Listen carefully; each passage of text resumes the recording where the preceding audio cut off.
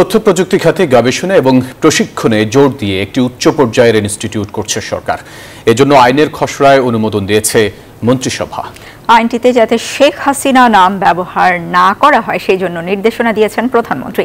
এদিকে রপ্তানির নতুন বাজার খোঁজাকে অগ্রাধিকার দিয়ে ৩ বছরের জন্য রপ্তানি নীতির অনুমোদন দেওয়া হয়েছে।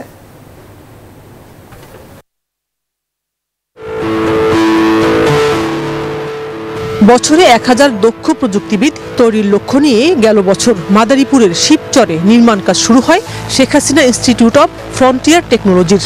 তখন জানানো হয় তরুণ প্রজন্মের জন্য শিফট নির্মাণ সর্বাধুনিক প্রযুক্তির শিক্ষাক্রম ও গবেষণায় ভূমিকা রাখবে।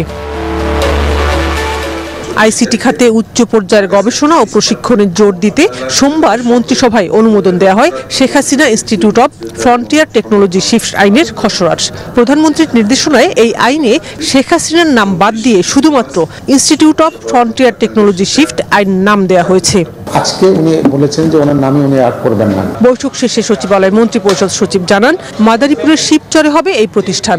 টেকনোলজি বেসড একটা প্রতিষ্ঠান করা, যেখান থেকে ইন্টারন্যাশনাল মার্কেটকে টার্গেট করা, লোকাল মার্কেটকে টার্গেট করে আমি যেন দক্ষ জনগোষ্ঠীকে প্রশিক্ষিত করতে পারি তার ব্যবস্থা। এছাড়াও পদ্মা সেতু রক্ষণাবেক্ষণের জন্য সরকারি মালিকানাধীন কোম্পানি গঠনের প্রস্তাব অনুমোদন দিয়েছে মন্ত্রিসভা। Padma bridge cooperation and maintenance company PLC হবে প্রতিষ্ঠানের নাম। বিদেশি প্রতিষ্ঠানের উপর ভরসা কমাতে এই সিদ্ধান্ত জানান মন্ত্রিপরিষদ সচিব। আমাদের কোম্পানিরা যেন এটা করতে পারে সেদিকে। রপ্তানি নীতি ২০২৪ থেকে ২৭-এর খসড়ায় অনুমোদন দিয়েছে মন্ত্রিসভা। রপ্তানি নীতিমালায় পণ্যের কোয়ালিটিতে ছাড় না দেওয়ার পাশাপাশি নতুন বাজার খোঁজার নির্দেশনা দিয়েছেন প্রধানমন্ত্রী। নতুন যে বাজার বাস্তবতা তৈরিতে সেখানে রপ্তানিকারকদের ওরিয়েন্ট করার নজর দেওয়া হয়েছে, যে তাদেরকে যেন ওই দিকটা খুব ভালোভাবে তাদের সাথে যেন ইনটাচে থেকে তাদেরকে যেন আমরা